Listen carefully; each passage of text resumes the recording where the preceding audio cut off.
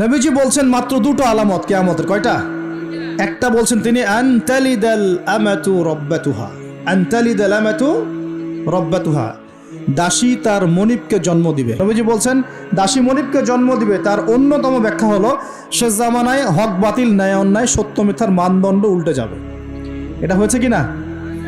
আরেকটা সাইন তিনি বলেছেন, এটা ভালো করে শোনেন। নবীজি বলছেন সাল্লাল্লাহু আলাইহি ওয়াসাল্লাম যে কিয়ামতের আগে আগে ওয়ান্তারাল হুফাতাল উরাতাল আলাতা রিয়া আশ-শাই ইয়াতাতাওয়ালুনা ফিল বুনিয়ান।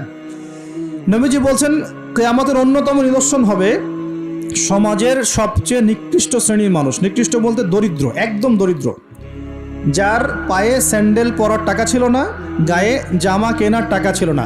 হুফাতাল উরাতাল আলাতা রিয়া আশ-শাই, রাখাল, রাখাল, রিয়া আশ-শাই মানে রাখাল, একদম রাখাল শ্রেণীর মানুষ। এরা কি করবে? ইয়াতাতাওয়ালুনা ফিল বুনিয়ান, এরা উঁচু উঁচু বিল্ডিং নির্মাণ করবে না, বরং উঁচু উঁচু বিল্ডিং নির্মাণের প্রতিযোগিতা করবে। কি করবে? এখানে নির্মাণ করা অর্থ, ইয়াতাতাওয়ালুনা মানে কিন্তু বানানো না, মানে কি করা? কম্পিটিশন করা, প্রতিযোগিতা। আপনার 10 তলা, আমার 11, আপনার 12, আমার 13, আপনার 15, আমার 20। এই যে ইয়াতাতাওয়ালুনা ফিল বুনিয়ান, এই যুগটা চলছে না এখন? এই যুগটা কি 200-300 বছর আগে ছিল? তাহলে বুঝতে পারছি না সময় কাছাকাছি। এটা বোঝার জন্য কি পিএইচডি করার দরকার আছে? চোখ কান খুললেই তো দেখা যায়। ইয়াতাতাওয়ালুনা ফিল বুনিয়ান, কারা করবে? ধনীরা না, ধনীরা প্রতিযোগিতা করবে না, বলা হচ্ছে একদম দরিদ্র মানুষরা প্রতিযোগিতা করবে। এখন উত্তর দেন তো দেখি, কিভাবে গরিব মানুষ এরকম বিল্ডিং নির্মাণের প্রতিযোগিতা করতে পারে? হ্যাঁ, সুদ খাইলে। আরেকটা হচ্ছে অন্যের সম্পদ আত্মসাৎ করতে পারলে। এই দুইটা অপশন, হয় সুদ খাবে অথবা অন্যের সম্পদ গ্রাস করবে। মানে 1 নাম্বার পদ্ধতিতে করা সম্ভব না, 2 নাম্বারই করতে হবে। ঠিক আছে? আরেকটা অপশন হচ্ছে যদি গুপ্তধন পান, যদি মাটি থেকে গুপ্তধন বের হয়। হ্যাঁ, গুপ্তধনও বের হয় তো, আল্লাহ পাক তো ধন দিয়েছেন মুসলিমদেরকে, দেন নাই? ওই যে মধ্যপ্রাচ্যের কান্ট্রিগুলো দেখবেন, আজকে থেকে 60-70 বছর আগে তাদের অবস্থা দেখবেন, তারা বেদুইনের মতো জীবনযাপন করত। তারপরে 60-70 বছর হলো যে পেট্রোলিয়াম বের হয়েছে, ব্ল্যাক গোল্ড, যেটাকে আমরা বলি ব্ল্যাক অয়েল, ব্ল্যাক গোল্ড।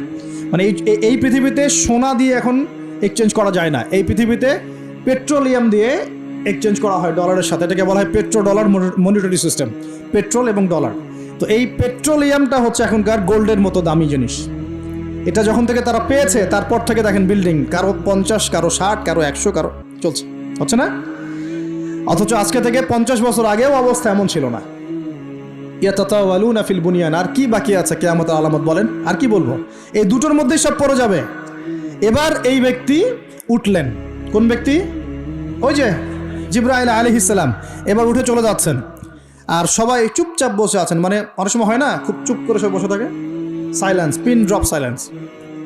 এবার নবী সাল্লাল্লাহু আলাইহি নিজে বলছেন, ইয়া ওমর, হে ওমর, আতাদরি মানিস সাইল, তুমি কি জানো এই ব্যক্তিকে যে প্রশ্ন করলো, কে চলে গেল প্রশ্ন করে? তখন নবীজিকে ওমর রাদিয়াল্লাহু আনহু বলছেন, আল্লাহু ওয়া রাসূলুহু আ'লাম, আল্লাহ এবং তার রাসূলই ভালো জানেন এই ব্যক্তিকে। নবীজি বলছেন, ইন্নাহু জিবরিল, এই ব্যক্তি হচ্ছে জিবরাইল আলাইহিস সালাম। বল সুবহানাল্লাহ। আতাকুম ইউআল্লিমুকুম দীনাকুম, তিনি এসেছিলেন তোমাদেরকে তোমাদের দিন ইসলাম শেখাতে। তিনি এসেছিলেন তোমাদেরকে তোমাদের দিন শেখাতে। কেন আসছেন তাহলে? দিন শেখাতে। তাহলে দিনের প্রশ্ন কয়টা বের হলো? ইসলাম কাকে বলে, ঈমান কাকে বলে, ইহসান কাকে বলে, কিয়ামত কবে হবে। তাহলে দিনের পড়াশোনার মধ্যে কিয়ামতের আলামতগুলো পড়তে হবে না? এটা 25% হলো না? নবীজি বলে দিলেন আমি তো জানি না কবে কিয়ামত হবে, আবার প্রশ্ন করলেন তাহলে আলামত বলেন। কেন? কারণ সচেতনতা। এখান থেকে আমাদের টপিক কোনটা? এই যে মুমিন পেয়েছেন, মুমিনের সংজ্ঞা কয়টা পিলারে বিশ্বাস করতে হবে? পিলারগুলো বলেন। আল্লাহে বিশ্বাস 1, 2 নাম্বার ফেরেশতা মণ্ডলীতে বিশ্বাস, 3 নাম্বার আসমানি কিতাব সমূহে বিশ্বাস, 4 নাম্বার নবী রাসূলগণে বিশ্বাস, 5 পরকালের জীবনে বিশ্বাস, আর 6 তাকদীর ভাগ্যের ভালো মন্দে বিশ্বাস। এই 6টা কি গায়েব কি না? এখন একটু বোঝেন বর্তমান বিশ্বের সাথে আমাদের সংঘর্ষ কোথায়, একটু বোঝেন। এবার আমরা ইমানদার হতে হলে এই 6টা বিষয় বিশ্বাস করতেই হবে, না হলে কেউ মুমিন হতে পারবে না। আর এই 6টা বিষয় কি চোখে দেখা যায়, স্পর্শ করা যায়, পরীক্ষাগারে পরীক্ষা করা যায়, কোনো যুক্তি বিজ্ঞান দর্শন দিয়ে কোনো সিদ্ধান্তে আসা যায়? যায় না। আমরা এগুলো বিশ্বাস করি আল্লাহর ওহির জ্ঞানের আলোকে। কিসের আলোকে? আল্লাহ পাক বলেছেন, রাসূল বলেছেন, ব্যাস বিশ্বাস করি। এখানে আমরা কোনো যুক্তি বিজ্ঞান দর্শনের ধার ধারি না দাঁড়িয়ে। আচ্ছা, কিন্তু এখনকার পশ্চিমা শিক্ষা ব্যবস্থা, যার ছোঁয়া এখন পুরো বিশ্বেই লেগে গেছে, প্রায় অলমোস্ট এভরি কান্ট্রিতে, তাদের জ্ঞানতাত্ত্বিক একটা সংজ্ঞা আছে, দর্শন আছে। কি সেটা? তারা পরীক্ষা নিরীক্ষা, যুক্তি বিজ্ঞান দর্শন এর বাইরে কোনো কিছুকেই তারা সিদ্ধান্ত হিসেবে গ্রহণ করবে না, জ্ঞান হিসেবে গ্রহণ করবেন না। তারা পানিকে বিশ্বাস করে, পরীক্ষা করে দেখবে যে হাইড্রোজেন অক্সিজেন মিলে পানি হয়, এটা বিশ্বাস করবে। ঠিক আছে? তারা কঠিন তরল বায়বীয় পদার্থে বিশ্বাস করে, তারা চাঁদে বিশ্বাস করে, তারা মঙ্গল গ্রহে বিশ্বাস করে, ইত্যাদি ইত্যাদি। কিন্তু তারা এই চাঁদ, মঙ্গল গ্রহ, মহাবিশ্বের স্রষ্টাকে বিশ্বাস করে না, কারণ তাকে দেখা যায় না। আমি কি বোঝাতে পারছি পার্থক্য কোন জায়গায়? তারা এটা বিশ্বাস করে যে হ্যাঁ, বিগ ব্যাং, মহাধুম করে একটা বিস্ফোরণ হলো আর মহাবিশ্ব সৃষ্টি হয়ে গেল, এটা ওরা বিশ্বাস করে। এই বিস্ফোরণ যে আল্লাহ পাক ঘটিয়েছেন, এটাতে বিশ্বাস করবে না। বুঝতে পারছেন না মনে হয়? তারা বিশ্বাস করে যে হ্যাঁ, এই যে পানি খাচ্ছি, পানি একটা জিনিস, তরল পদার্থ খাচ্ছি, কিন্তু এই পানি যে কেউ সৃষ্টি করেছেন, এটাতে তারা বিশ্বাস করবে না। তারা মনে করে হাইড্রোজেন অক্সিজেন মিলে পানি হয়, কে সৃষ্টি করলো সেটা তিনি বিশ্বাস করবে না। এটাকে আমরা ফিলোসফির ভাষায় বলি এপিস্টিমোলজি। কি বলি? খুব কঠিন শব্দ। এপিস্টিমোলজি মানে হলো জ্ঞান তত্ত্ব। কি তত্ত্ব? ওদের জ্ঞান তত্ত্ব হচ্ছে যে পরীক্ষা নিরীক্ষা পর্যবেক্ষণ ছাড়া কোনো জ্ঞান নেওয়া যাবে না। কিন্তু আমরা দেখি আল্লাহকে আমরা পরীক্ষাগারে পরীক্ষা করতে পারবো, ফেরেশতাকে পারবো, জিন জাতি, আমাদের আত্মা, রূহ, কবরের আযাব, জান্নাত জাহান্নাম, হ্যাঁ ওই যে কবরের ফেরেশতা আসবে, প্রশ্নোত্তর, হ্যাঁ ওই যে কিয়ামতের মাঠে সূর্য নেমে আসবে, ঘামবে মানুষ, হ্যাঁ তারপরে যে আগের নবী রাসূলগণ, আগের আসমানি কিতাব, তাকদীর, ভাগ্য, আগামীকাল কি হবে, এগুলোকে পরীক্ষাগারে প্রমাণ করতে পারবেন। এই কারণেই তারা আমাদের এই ধর্মীয় কনসেপ্টে বিশ্বাস করে না। আমি কি বুঝতে পারছি কেন বিশ্বাস করে না? ওদের সাথে আমাদের জ্ঞানতাত্ত্বিক আদর্শের দর্শনের পার্থক্য আছে। এখন এই কারণেই তারা যেহেতু স্রষ্টায় বিশ্বাস করে না, এখন মানুষের সৃষ্টি তত্ত্ব দিতে হবে, একটা দিতে হবে না? কেমন করে মানুষ সৃষ্টি হলো, কোত্থেকে আসলো, কেমন ছিল আমাদের আদিম পুরুষরা, দিতে হবে কি না? এই কারণে বিভিন্ন মতবাদ তারা দিয়েছে, এই অ্যামিবা থেকে, ওই কোষ থেকে, অমুক থেকে, তমুক থেকে, এর মধ্যে একটা দিয়েছে ওই যে বিবর্তন থেকে। দেখেন নাই? আচ্ছা, এগুলো এমনি এমনি না, কারণ ওদের দর্শনটা চাপিয়ে দেওয়ার জোরপূর্বক চেষ্টা করা হচ্ছে এখানে, আর কিছু না। এখানে যে বিশ্বাস করে যে আমাদের একজন স্রষ্টা আছেন আল্লাহ রাব্বুল আলামিন, এবং তিনি প্রথম সৃষ্টি করেছেন আদম আলাইহিস সালামকে, তাকে নাম জ্ঞান শিক্ষা দিয়েছেন, তার পাজর থেকে হাওয়া আলাইহিস সালামকে সৃষ্টি করেছেন, জান্নাতে রেখেছেন, পরীক্ষা নিয়েছেন, শয়তান প্রলুব্ধ করেছে, তাই না? তারপর আমরা দুনিয়াতে চলে এসেছি, আমরা এসেছি জান্নাত থেকে পৃথিবীতে, এবং আমাদের পিতা, আদি পিতা আদম আলাইহিস সালাম। এই কনসেপ্ট যে বিশ্বাস করে, তার কি বিবর্তনের প্রয়োজন আছে? আর যেহেতু ওরা এই কনসেপ্টে বিশ্বাস করে না, এই কারণে একটা সৃষ্টি তত্ত্ব দেওয়ার খাতিরে এইসব মতবাদ দিয়ে দিয়েছে। মতবাদ দেয়, দেখ, মত প্রকাশ করে করুক, সেটা বুঝলাম, স্বাধীনতা আছে, কিন্তু জোর করে চাপিয়ে দিতে হবে কেন? যারা অমুসলিম সমাজ বা যারা নাস্তিক, যারা পশ্চিমা সভ্যতার সংস্কৃতির ধারক বাহক, তারা এগুলো বিশ্বাস করে করুক। একজন মুসলিম তো করে না, করে? মুসলিম সমাজের মানুষ কি করে? তাহলে মুসলিম সমাজের মানুষকে এগুলো পড়াতে হবে কেন? এই জায়গাটাই তো সমস্যা। আমরা কি চাপিয়ে দিচ্ছি কোনো কিছু? যে আপনার ঘাট ধরে ইসলাম কবুল করো, এরকম কথা কেউ বলে? আমরা কি করি? আমরা কোরআন সুন্নাহ থেকে সত্যটা স্পষ্ট করি। যার ইচ্ছা হয় সে ইসলাম কবুল করবে, যার ইচ্ছা হয় সে করবে না। লাকুম দীনুকুম ওয়ালিয়া দিন, তোমার দিন তোমার জন্য, আমাদের দিন আমার জন্য। তোমরা যদি কোরআন সুন্নাহ মেনে নাও, আত্মসমর্পণ করো, ইনশাআল্লাহ তোমরা জান্নাতে যাবে, ইনশাআল্লাহ তোমরা আমাদের ভাই হয়ে যাবে। যদি না করো, তোমাদের কবর তোমাদের, তোমাদের তোমাদের পরকাল তোমাদের, এগুলোর সাথে আমাদের কোনো সম্পর্ক আছে? তো জোর করে মুসলিমরা কখনো চাপিয়ে দেয় না, কিন্তু মুসলিমদের উপরে এখন জোর করে এগুলো চাপিয়ে দেওয়া হচ্ছে। এগুলোতে বিশ্বাস করলে কিন্তু ঈমান থাকবে না। থাকবে? কেউ যদি বিশ্বাস করে আল্লাহ মানুষ থেকে মানুষ সৃষ্টি করেন নাই, অন্য কোনো প্রাণী থেকে করেছেন, তাহলে ঈমান থাকবে? কোরআনে শত শত আয়াত আছে, ওয়াল্লামা আদামাল আসমাআ কুল্লাহা, আমি আদমকে সমস্ত নাম শিক্ষা দিয়েছি। ওয়াইজ ক্বালা রাব্বুকা লিল মালায়েকা ইন্নী জাঈলুন ফিল আরদি খলিফা, আমি স্মরণ করো হে নবী সে সময়ের কথা, আমি ফেরেশতাদেরকে বললাম যে আমি পৃথিবীতে আমার খলিফা পাঠাবো। আমরা হচ্ছে এই দুনিয়া আল্লাহর খলিফা, সুবহানাল্লাহ। আমরা হচ্ছে এই দুনিয়াতে কার খলিফা? আল্লাহর খলিফা। আমরা এই দুনিয়ার অধিবাসী নই, আমরা জান্নাত থেকে এখানে এসেছি। আমরা জান্নাতে ছিলাম, কেন চলে আসলাম? শয়তান ওই যে আমাদেরকে প্রলুব্ধ করেছিল। সূরা তাহা পড়বেন, আল্লাহ পাক ওখানে বলেছেন শয়তান গিয়ে আদম আলাইহিস সালামকে বলছিল, ইয়া আদম, হে আদম, হাল আদুল্লুকা, আমি কি তোমাকে বলে দিব, জানাবো কি, আলা শাজারাতিল খুলদি ওয়া মুলকিন লা ইয়াবলা, এমন গাছের কথা বলবো যার কাছে গেলে বা যার ফল খেলে তুমি রাজত্ব পাবে, চিরস্থায়ী রাজত্ব পাবে এবং কোনোদিন মরবে না। এই দুটো টোপ দিয়েছে, রাজত্ব পাবে, অমরত্ব পাবে। এক পর্যায়ে ওয়াসওয়াসা দিতে দিতে দিতে দিতে একদিন আমাদের পিতা সেখানে চলে গেলেন। ফাকালা মিনহা, সেখান থেকে তারা দুজন খেয়ে ফেললো। কোথা থেকে খেলো? ওই গাছের কাছ থেকে তারা খেয়ে ফেললো। ফাবাদাত লাহুমা সাওআতুহুমা, এবং তাদের গায়ের যে জামা ছিল জান্নাতের পোশাক, এটা ধাপাস করে খুলে পড়ে গেল। নাউযুবিল্লাহ। জান্নাতে সবার সামনে আমাদের পিতামাতাকে কে নগ্ন করে দিল? শয়তান। তাহলে এখন দুনিয়ায় যারা আমাদেরকে নগ্ন করতে চায় এরা কার অনুসারী বলেন? বুঝতে পারছেন না? একই মিশন না? একই মিশন। আচ্ছা, এরপর আল্লাহ পাক বললেন তোমরা আর এখানে থাকতে পারবে না। আলাম আকুল লাকুমা ইন্না শাইতানা লাকুমা আদুউম মুবিন, আমি কি তোমাদের দুজনকে বলি নাই, আদম হাওয়া, যে শয়তান হচ্ছে তোমাদের প্রকাশ্য শত্রু? তখন তারা বললেন রব্বানা যালামনা আনফুসানা, বলেন রব্বানা যালামনা আনফুসানা ওয়া ইল্লাম তাগফির লানা ওয়া তারহামনা লানাকুনান্না মিনাল খাসিরিন। এই দোয়া করলেন, আল্লাহ মাফ করে দিলেন, আলহামদুলিল্লাহ। কিন্তু দুনিয়া আর জান্নাতে থাকা হলো না। কুল নাহবিতু মিনহা জামিআ, আল্লাহ বলছেন আমি বললাম তোমরা সবাই নেমে যাও। কোথায় নেমে যাও? পৃথিবীতে নেমে যাও। তার মানে পৃথিবী আগে ছিল না পরে সৃষ্টি করা হয়েছে? পৃথিবী আগেই ছিল। পৃথিবী কি আগে থেকেই ছিল? কুল নাহবিতু মিনহা জামিআ ফাইম্মা ইয়াতিয়ান্নাকুম মিন্নি হুদান, তোমরা নেমে যাও পৃথিবীতে একসাথে, আর তোমাদের কাছে আমার পক্ষ থেকে প্রত্যেক যুগে যুগে হেদায়েত আসবে। কি আসবে? এই যে তাওরাত হেদায়েত ছিল না? তাওরাত, জাবুর, ইনজিল সব হেদায়েত ছিল। ঠিক ওই সিলসিলাতেই এসেছে কি? আল কোরআন। ফামান তাবিআ হুদায়া, যারা আমার হেদায়েত মেনে নিবে, ফালা খাউফুন আলাইহিম ওয়ালা হুম ইয়াহজানুন, তাদের কোনো ভয় নাই, কোনো দুশ্চিন্তা নাই। যে জান্নাত থেকে এসেছো ওখানে ফিরে যাবে ইনশাআল্লাহ তাআলা। আমরা এসেছি পৃথিবীতে জান্নাত থেকে, এখানে পরীক্ষা দিচ্ছি, উদ্দেশ্য আবার সেই জান্নাতেই ফিরে যাওয়া। আমরা এখানে থাকতে আসি নাই তো, থাকতে আসছি? আমরা এখানে আসছি জান্নাত থেকে, ফিরে যাব কোথায়? ইনশাআল্লাহ জান্নাতে, ইনশাআল্লাহ জান্নাতে। আর জান্নাতীদের 120 কাতার হবে। কত কাতার? 120 কাতার। তার মধ্যে 80 কাতার হবে উম্মতে মুহাম্মাদি, বলেন সুবহানাল্লাহ। আর এই উম্মতে মুহাম্মাদির মধ্যে আরো 70,000 স্পেশাল মানুষ আছে। কত হাজার? যারা বিনা হিসেবে, বিনা আযাবে ডাইরেক্ট জান্নাতে যাবে ইনশাআল্লাহ। বলে দিব তারা কারা? না থাক, দাঁড়ান পানি খাই আগে। বিসমিল্লাহ।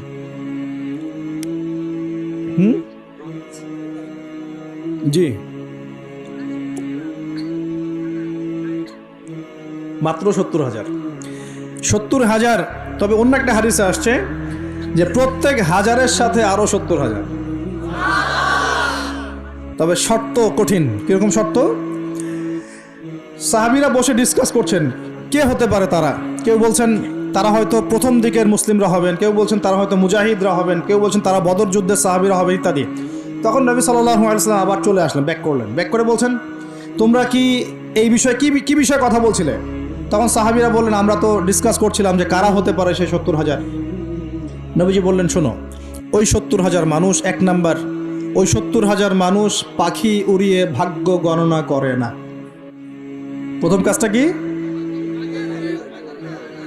মানে তারা ইসলাম এত কঠিনভাবে পালন করে যে পাখি উড়িয়ে ভাগ্য গণনা বা হাত দেখা, রাশিফল, এরকম শিরিকের ধার কাছেও নাই। তারা শিরিকের ধার কাছেও নাই। দুই নাম্বার, তারা আগুনের শেকা বা উল্কি দিয়ে, এই ট্যাটু আছে না, ট্যাটু উল্কি আঁকে আগুন দিয়ে, এই ধরনের ট্যাটু উল্কি তারা আগে না শরীরের মধ্যে। এইসব কুলক্ষণে সুলক্ষণে তারা বিশ্বাস করে না। তিন নাম্বার, তারা অবৈধ ঝাড়ফুঁক করে না। অবৈধ ঝাড়ফুঁক করে না। বৈধ ঝাড়ফুঁক করা যাবে।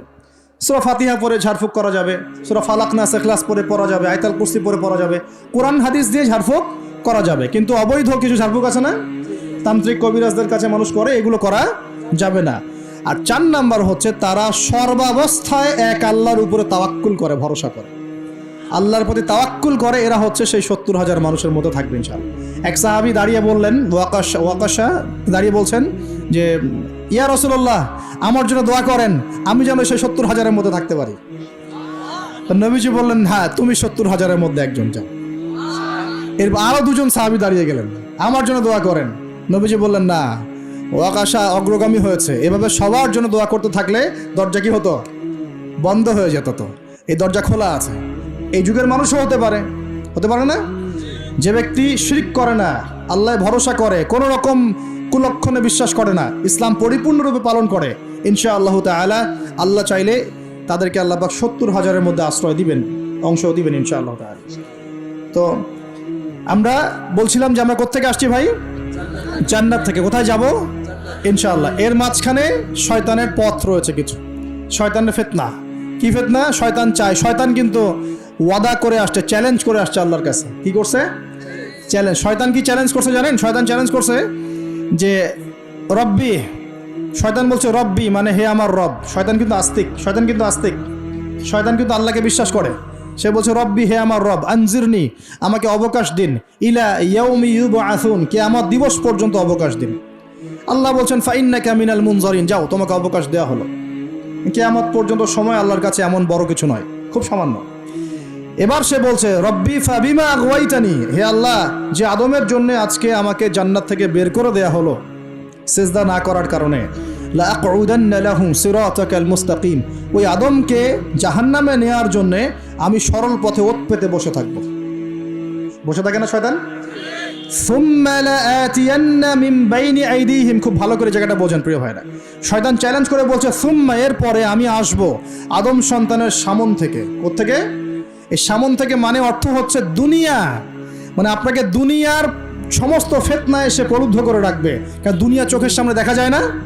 দেখা যায়। দুনিয়ার অভাবের ধোঁকা দিবে, বেকারত্বের ধোঁকা দিবে, হতাশা, এইটা সেইটা, স্বামী স্ত্রীর ফিতনা, পরিবারের ফিতনা, সামাজিক ফিতনা, আপনাকে দুনিয়ার এই ফিতনা এসে ব্যস্ত রাখবে, রাখে না? এটা হচ্ছে সামন থেকে আসা।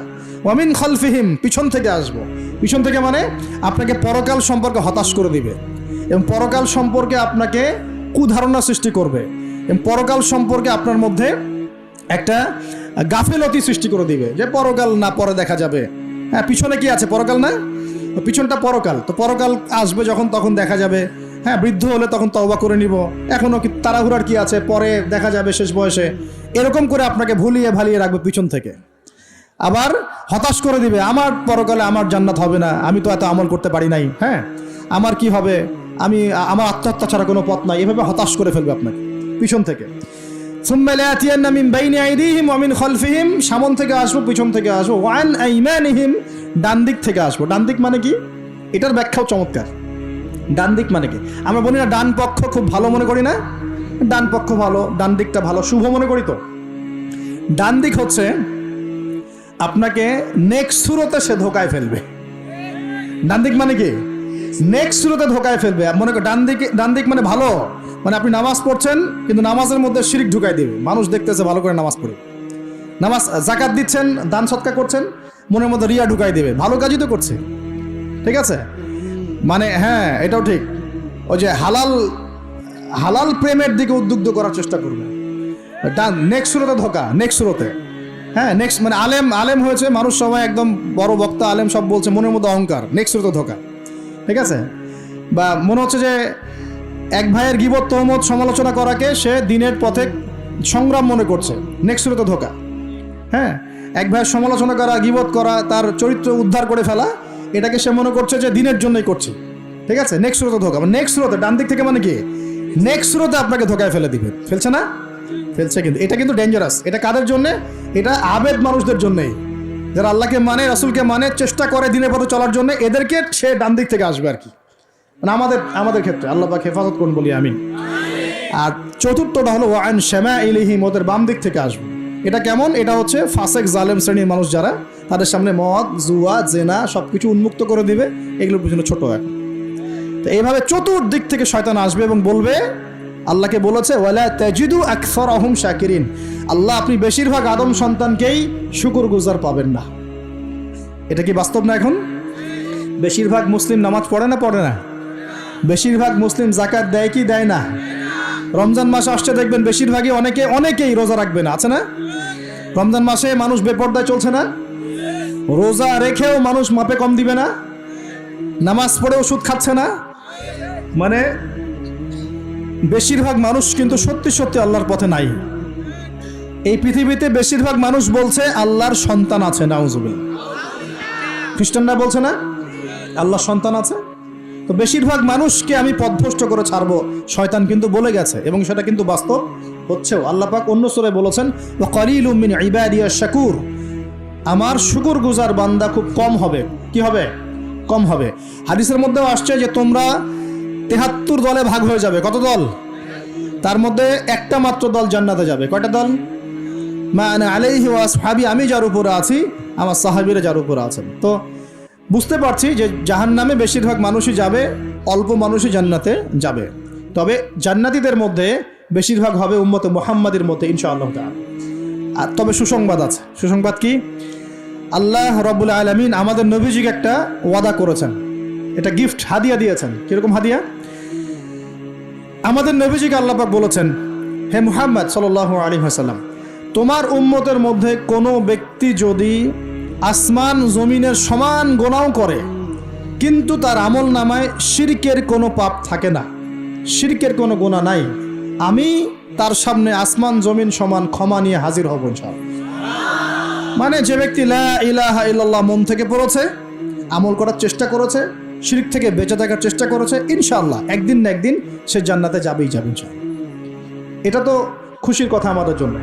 আল্লাহ পাক আমাদেরকে তাওহীদপন্থী বানাক এবং শিরক থেকে বাঁচিয়ে রাখুন, দোয়া করুন। এখন মুমিনের সংজ্ঞা তো বুঝলেন, এই সমস্ত গায়েবে আমরা বিশ্বাস করি বলেই আমরা কি মুমিন। এই মুমিনদেরকে আল্লাহ পাক বলছেন ইত্তাকুল্লাহ, তোমরা আল্লাহকে ভয় করো। কি করো? আর মুমিন হলেই মুত্তাকি হওয়া যাচ্ছে না। মুমিনদেরকে আল্লাহ পাক বলছেন যে আল্লাহকে ভয় করো। আল্লাহকে ভয় করার মানে কি? এক কথায় আমি একটা অ্যান্সার দিচ্ছি। সূরা হাশরে চলে যান। কোন সূরা? সূরা হাশর। এই সূরার 7 নম্বর আয়াত। কত নম্বর? আল্লাহ পাক বলছেন ওয়ামা আতাকুমুর রাসূলু ফাখুযুহু, রাসূলুল্লাহ সাল্লাল্লাহু আলাইহি ওয়াসাল্লাম তোমাদেরকে যা যা দিয়েছেন সব গ্রহণ করে নাও। রাসূল যা যা দিয়েছেন গ্রহণ করে নাও। ওয়ামা নাহাকুম আনহু ফান্তাহু, রাসূল যা যা নিষেধ করেছেন ছেড়ে দাও। সোজা কথা, রাসূল যা যা নিষেধ করেছেন ছেড়ে দাও। এই একটা মূলনীতি মেনে চলতে পারলেই মানুষ মুত্তাকি হয়ে যাবে ইনশাআল্লাহ। এত বেশি কথার দরকার নাই।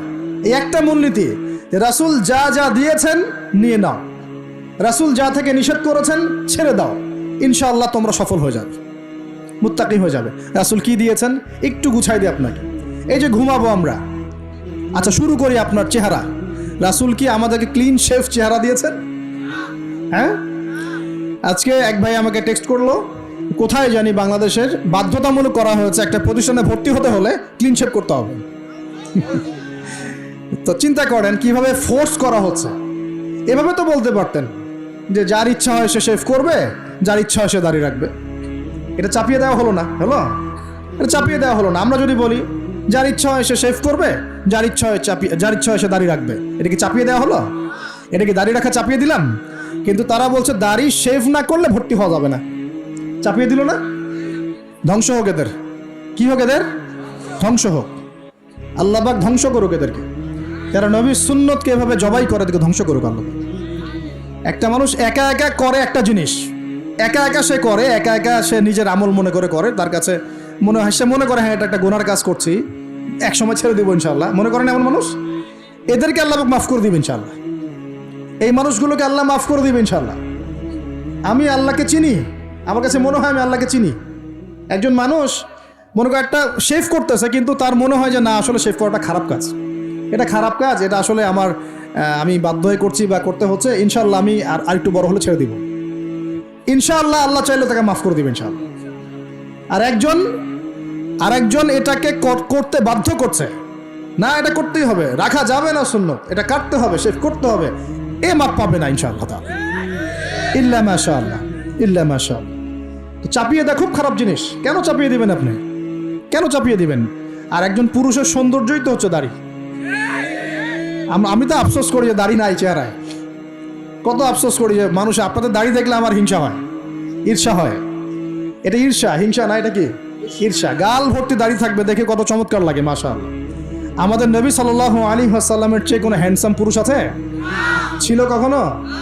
নবী সাল্লাল্লাহু আলাইহি ওয়াসাল্লামের দাড়িগুলো এত সুন্দর ছিল, দাড়ি দিয়ে খুশবু বের হতো, সুবহানাল্লাহ। এমনিতেই দাড়িতে মেহেদি না দিয়েই দাড়ি একটু ব্রাউন রঙের দাড়ি ছিল, মেহেদি দেওয়া লাগতো না, এমনি ব্রাউন কালার দাড়ি। বুঝতে পারছেন না মনে হয়? অনেক টকটকা ফর্সা মানুষ ছিলেন তিনি। আমাদের একদম উপর লেভেল থেকে শুরু করে বাথরুমের টয়লেট পর্যন্ত সব এখন পশ্চিমা কালচারে চলছে। কোনো জায়গায় এমন টয়লেট দেখা যায় যে দাঁড়ায়ও পেশাব করার বুদ্ধি নাই, দেখেন নাই মনে হয়। একটা তো স্টেঞ্জা করতে হয় বা পায়ে ভর দিয়ে, কোন পায়ে? এখন এই যে ইংলিশ কমোডে আপনি বা পায়ে ভর দিয়ে কেমনে করবেন বলেন দেখি, কিভাবে সুযোগ আছে? আর পাবলিক টয়লেট যদি হয় তাহলে ওটাতে বসলে কাপড় এগুলো পাক থাকবে? ওটাতে নামাজ হবে? চিন্তা করেন তো, এটা সূচিবায়ু হয় না? আচ্ছা, সব জায়গায় পশ্চিমা সভ্যতা ঢুকে গেছে এখন, সব জায়গায় বাথরুম থেকে শুরু করে একদম ওই বিশ্ব পরিচালনা পর্যন্ত সব ওদের শূন্যতা চলছে। আর কিছু দেখলাম যে এরকম কিছু বোল বা বাটির মতো রেখে দিয়েছে, ওখানে দাঁড়ায় ধরে করতে হবে। হ্যাঁ, এখন দেখা যায় কোনো মানুষের হাইট 6 ফুট, কোনো মানুষের 5 ফুট, কোনো মানুষের 4 ফুট। এখন যদি ম্যাচ না করে আমি কি করবে? পাপ যদি ঠিক না হয় কি করবে? চিন্তা, এগুলো দেখেন নাই মনে হয়? দেখবেন, ঘুরতে থাকেন। আল্লাহ পাক কি বলেছেন? সিরু ফিল আরদ, জমিনে বিচরণ করো, ঘোরো, জমিন ঘুরে দেখো, ফানজুর, দেখো কাইফা কানা আকিবাতুল মুকাজ্জিবিন, আল্লাহর বিধান যারা অস্বীকার করেছে ওদের কি পরিণতি হয়েছে দেখো। ঘুরতে বলেছেন আল্লাহ পাক। তো দেখেন আমাদের সব সুন্নতগুলো কেন জানি আস্তে আস্তে ওইদিকে চলে যাচ্ছে। আল্লাহ পাক বাঁচাক আমাদেরকে। চেহারা থেকে শুরু হবে, আপনার কথাবার্তা, আপনার চাল চলন, আপনার আকীদা, পোশাক পরিচ্ছদ, বাথরুম, পরিবার, আপনার ব্যবসা, আপনার ইবাদত, জিকির আজগার, তাসবিহ তাহলিল, সমাজ পরিচালনা এবং রাষ্ট্র পরিচালনা পর্যন্ত প্রত্যেকটা কাজ নবী সাল্লাল্লাহু আলাইহি ওয়াসাল্লামের সুন্নত মতো করার পাক্কা নিয়াত করতে হবে। কতটুকু পারি না পারি আল্লাহ দেখবেন, কিন্তু চেষ্টা করতে হবে ইনশাআল্লাহ। ব্যক্তি পর্যায়ে তো পারবো নাকি? এখানে তো আমাকে কেউ ফোর্স করবে না, করবে? আমি যদি দাড়ি ছেড়ে দেই কারো কিছু বলার আছে? আপনি যদি হালাল খান কেউ কিছু ফোর্স করবে আপনাকে? আপনি নামাজ ঠিক মতো পড়েন, রোজা রাখেন, তাসবিহ তাহলিল করেন, জিকির আজগার করেন, আপনার পরিবারে পর্দা কায়েম করেন, কেউ কি ফোর্স করবে আপনাকে? উপরের লেভেলে হয়তো আমরা ইম্পোজ করার ক্ষমতা আমাদের নাই, ওটা পরে। আগে ব্যক্তি জীবন ঠিক করেন, পরিবার ঠিক করেন, আপনার অর্থনীতি ঠিক করেন। ইনশাআল্লাহ তাআলা আল্লাহ পাক আমাদেরকে প্রকৃত মুত্তাকি বানিয়ে দিবেন ইনশাআল্লাহ। আল্লাহ বলছেন প্রকৃত মুত্তাকি হও। কেমন করে আল্লাহকে ভয় করো? হাক্কা তুকাতি, ভয় করার মতো ভয় করো। ভয় করার মতো ভয় মানে কি? জীবনের কিছু অংশে ইসলাম পালন করব, বাকি অংশে করব না, এমন? নাকি জীবনের প্রত্যেকটা ক্ষেত্রে ইসলাম পালনের চেষ্টা করব? কোনটা? জীবনের প্রতিটা ক্ষেত্রে আল্লাহ পাক আমাদের সবাইকে ইসলাম পালন করার তৌফিক দান করুন। আল্লাহকে ভয় করো, ভয় করার মতো করে ভয় করো। আরেকটা কথা বলেছেন আল্লাহ পাক, ওয়ালা তামুতুন্না ইল্লা ওয়া আনতুম মুসলিমুন, পরিপূর্ণ মুসলিম না হয়ে মৃত্যুবরণ। পরিপূর্ণ মুসলিম কি জিনিস?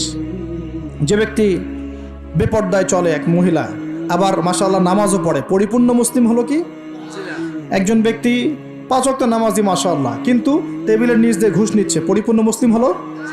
একজন ভাই রোজাদার, মাশাআল্লাহ রোজা রেখেছেন, কিন্তু রোজা রেখে ব্যবসা করছেন, মাপে কম দিচ্ছেন, পরিপূর্ণ মুসলিম হলো?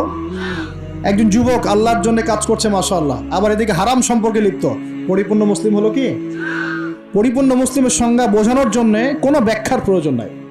পরিপূর্ণ মুসলিম মানে উদখুলু ফিস সিলমি কাফা, তোমরা ইসলামের হুকুম আহকামকে পরিপূর্ণরূপে গ্রহণ করো, ইসলামে পরিপূর্ণরূপে প্রবেশ করো, বাস। এখন একসাথে কি সব আমল করা যায়? যায় না, কিন্তু চেষ্টা তো করা যায় নাকি? আমরা শুরু করি, আমরা চেষ্টা করি, ব্যক্তি পর্যায় থেকে শুরু করি, পরিবারটা ঠিক করার চেষ্টা করি, হালাল খাওয়ার চেষ্টা করি, ইবাদত বাড়িয়ে দেই, দিনের জ্ঞান অর্জন করি, ওলামায়ে কেরামের সোহবতে থাকি, আল্লাহর জিকির বাড়িয়ে দেই। ইনশাআল্লাহ তাআলা আল্লাহ পাক অনেক বড় জায়গায়ও নিয়ে যাবে ইনশাআল্লাহ তাআলা। আল্লাহ পাক আমাদের সবাইকে এই আয়াতটা বোঝার তৌফিক দান করুন। বলি আমি, আমাদের সবাইকে আল্লাহ পাক পরিপূর্ণ মুমিন হওয়ার তৌফিক দান করুন। ইমানের 6 পিলারের উপর বিশ্বাস করার তৌফিক দান করুন। এটাকে মুখে স্বীকার করার তৌফিক দান করুন, কাজেও বাস্তবায়ন করার তৌফিক দান করুন। আল্লাহ পাক আমাদেরকে পরিপূর্ণ মুত্তাকি বানিয়ে দেন, আল্লাহকে ভয় করার মতো করার তৌফিক দান করেন, এবং পরিপূর্ণ মুসলিম হওয়ার তৌফিক আল্লাহ পাক দান করেন। তাহলে 2টা এক্সাম্পল দিয়ে আমি শেষ করব। পরিপূর্ণ মুসলিমের এক্সাম্পল আল্লাহ পাক দিয়েছেন ইব্রাহিম আলাইহিস সালামের মতো। কোথায়? ইব্রাহিম আলাইহিস সালামের স্ত্রীকে এবং সন্তানকে আল্লাহ পাক বলছেন রেখে আসো ওই মক্কার জনমানব শূন্য জায়গায়। ওই মক্কায় কোনো মানুষ ছিল? কোনো খাবার, কোনো পানি? ইব্রাহিম আলাইহিস সালাম কি বলেছিলেন আল্লাহ আমি কেন তাকে এখানে রেখে আসব? কি যুক্তি এর পিছনে, কি লজিক, কি সায়েন্স বলেছিলেন? নাকি আল্লাহ পাক বলেছেন বাস আমল করেছেন? সামি'না ওয়া আতা'না, শুনলাম মানলাম, শুনলাম মানলাম, শুনলাম মানলাম, এর নাম ইসলাম। কোনো প্রশ্ন করা যাবে না, প্রত্যেকটা প্রশ্নের উত্তর আছে ঠিকই, প্রতিটা প্রশ্নের উত্তর ঠিকই আছে, কিন্তু সব উত্তর বোঝার জ্ঞান আল্লাহ পাক আমাকে দেন নাই। নামাজ যে আল্লাহ পাক পড়তে বলেছেন, নামাজ পড়লে আমরা পরকালে জান্নাতে যাব ইনশাআল্লাহ, ইনশাআল্লাহ নামাজ পড়ার মধ্য দিয়ে আমাদের সমাজের ঐক্য হবে ইত্যাদি অনেক ব্যাপার আছে। আপনার ফিজিক্যালও অনেক উপকার আছে, নামাজ পড়লে শারীরিক অনেক উপকারও আছে, কিন্তু সব কিছু তো আর ব্যাখ্যা করার প্রয়োজন নাই। আল্লাহ বলেছেন করো, নিশ্চয়ই এর মধ্যে কল্যাণ আছে, ব্যাস। আল্লাহ বলেছেন জাকাত দাও, জাকাত দিতে আল্লাহ বলেছেন দিতে হবে। এটা কেন দিব? আল্লাহ কি অন্যকে খাওয়াতে পারেন না? আমাকে খাওয়াতে হবে কিনা? এত যুক্তি তর্কের দরকার নাই। আল্লাহ পাক জাকাত দিতে বলেছেন, নিঃসন্দেহে এর পিছনে অর্থনৈতিক সমৃদ্ধি আছে। আল্লাহ বলেছেন রমজান মাসে রোজা রাখো, এটা এটা এটা রাখলে আধ্যাত্মিক অর্জন হবে, তাকওয়া অর্জন হবে। আমরা রমজান মাসে তারাবি পড়ি, ইবাদতের মৌসুম, কোরআন খতম দেই, আমরা জিকির করি, অন্যকে ইফতার করাই, জাকাত দেই, সদকাতুল ফিতর দেই, কত ইবাদত করি রমজান মাসে। আল্লাহ পাক করতে বলেছেন, এর পিছনে আরো অনেক কল্যাণ আছে, হয়তো আমরা জানি না। আমার শরীরে হয়তো এমন অনেক সমস্যা হতো যেটা রমজান মাসে রোজা রাখার ফলে শরীর ঠিক হয়ে গেছে, হবে না? এই অজু করি, আমরা অজু করি পবিত্রতা অর্জন করার জন্য, নামাজের জন্য, কিন্তু এই অজু করার বদৌলতে অনেক ভাইরাস ব্যাকটেরিয়া থেকে আল্লাহ আমাদেরকে বাঁচান না? সব কিছুর পিছনে কোনো না কোনো কারণ আছে, সব কারণ হয়তো আমার জানা নাই। এই জন্য আল্লাহ পাক বলেছেন সামিআনা আতাআনা, এর নাম মুসলিম, শুনলাম মানলাম, এর নাম মুসলিম। সব এত প্রশ্ন করা যাবে না, ওইটা কেন, এইটা কেন, পর্দা কেন, এই যুগে পর্দা কেন, ইসলামের চোরের হাত কাটার বিধান কেন, কেন হাত কাটার বিধান? এই এলাকায় যদি একটা চোরকে সবার সামনে হাত কেটে দেয় কেউ, এলাকায় চুরি বাড়বে না কমবে? কি মনে হয় আপনাদের? আর যদি তাকে বিভিন্ন ফাঁক করে বের করে দেন, ছেড়ে দেন, চুরি আরো বাড়বে না কমবে? আরো বাড়বে, আরো বাড়বে। ও দেখবে যে ধর্ষণ করলে কোনো শাস্তি নাই, আরো করব। মদ খাইলে কোনো শাস্তি নেই, আরো খাবো। চুরি করলে কোনো শাস্তি হয় না, আরো করব। বাস এই তো বাড়তেই আছে দিন দিন এগুলা। আর যদি সবার সামনে ধরে একটা ধর্ষককে ফাঁসি দিয়ে দেন, আর ভয়ে কেউ ধর্ষণ করার চেষ্টা করবে না। আল্লাহ পাকের বিধান প্রতিটাই কল্যাণকর। এখন মানুষকে এগুলো বোঝাতে হয়। আফসোস, কিছু মানুষ বলে ভাই সব জায়গায় ধর্ম টেনে আনবেন না। সব জায়গায় ধর্ম টেনে আনবো না মানে কি? সব জায়গায় আপনার মন গড়া বিধান টেনে আনবেন না, সব জায়গায় ধর্ম ঠিকই চলবে। আমাদের এটা কি শুধু ধর্ম না, জীবন ব্যবস্থা? জীবন ব্যবস্থা কি পুরো জীবন কেন্দ্রিক হয় না? এখানে ব্যক্তি জীবনের হেদায়েত নাই, এখানে পারিবারিক হেদায়েত নাই, অর্থনৈতিক হেদায়েত নাই, সামাজিক হেদায়েত নাই। তাহলে সব জায়গায় ইসলাম চলবে না কেন? কেন চলবে না? এটাই হলো আমাদের এখনকার বিশ্বের চ্যালেঞ্জ। এই জায়গায় সবাইকে আবার পরিপূর্ণ মুসলিম হওয়ার তৌফিক আল্লাহ পাক দান করুন বলি আমি। আরেকটা এক্সাম্পল দিব। হ্যাঁ, সন্তানকে কুরবানি করতে বলেছেন আল্লাহ পাক, মনে আছে? ইব্রাহিম আলাইহিস সালামকে বলেছিলেন কেন এই ছোট্ট বাচ্চাটাকে হত্যা করব, জবাই করব? আল্লাহ পাকের হুকুম এসেছে, চোখ বন্ধ করে পালন করতে গিয়েছে। আল্লাহ পাক তো চান নাই যে সন্তানকে হত্যা করা হোক। আল্লাহ পাক পরীক্ষা নিয়েছেন, আল্লাহ পরীক্ষা নিয়েছেন। ওই স্মৃতি কিয়ামত পর্যন্ত মানুষ ঈদুল আজহায় পালন করে না? শুধুমাত্র ওই স্মৃতির ফলে দেখবেন কোটি কোটি মিলিয়ন মিলিয়ন মানুষের পেটের মধ্যে খাবার যায়। ওই যে কুরবানি দেয়, খেয়াল করে দেখবেন, তাই না? কোটি কোটি মানুষ সেই গোশত খায় না? একটা ঘটনাকে দিয়ে আল্লাহ রাব্বুল আলামিন কিয়ামত পর্যন্ত মিলিয়ন বিলিয়ন মানুষকে খাওয়ানোর ব্যবস্থা করেছেন। এটাই একমাত্র ব্যাখ্যা নয়, আমি জাস্ট একটা ব্যাখ্যা করলাম, আরো অনেক ব্যাখ্যা আছে। এটা একটা পরীক্ষা। আল্লাহ রাব্বুল আলামিনের প্রতিটা বিধানই মানবতার কল্যাণে। চোখ বন্ধ করে বিশ্বাস করলে সে মুসলিম। আল্লাহ পাক এটাই বলছেন, ওয়ালা তামুতুন্না, ভুলেও মৃত্যুবরণ করো না। ওয়ালা তামুতুন্না, ভুলেও মৃত্যুবরণ করো না। ইল্লা ওয়া আনতুম মুসলিমুন, পরিপূর্ণরূপে ইসলাম কবুল না করে, আত্মসমর্পণ না করে ভুলেও মৃত্যুবরণ করো না। মৃত্যু কবে আসবে জানি? তাহলে কি অপেক্ষায় বসে থাকবো, নাকি এই সুযোগ থাকতেই পরিপূর্ণ মুসলিম হব? কোনটা? খালি একটা কাজ করতে হবে, আল্লাহ রাসূল যা দিয়েছেন তা গ্রহণ করব, যা ছাড়তে বলেছেন ছেড়ে দিব ইনশাআল্লাহ।